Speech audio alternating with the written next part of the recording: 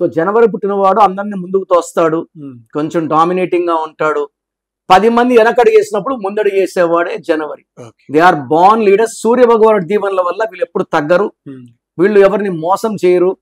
So వీళ్ళు సొంత డబ్బులతోనే బతకాలి, నిజాయితీగా ఉండాలి, అండ్ హైలీ స్పిరిచువల్.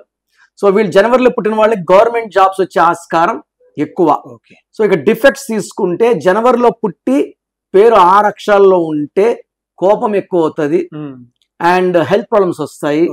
8 letters లో ఉంటే పనులు లేట్ అయిపోతాయి.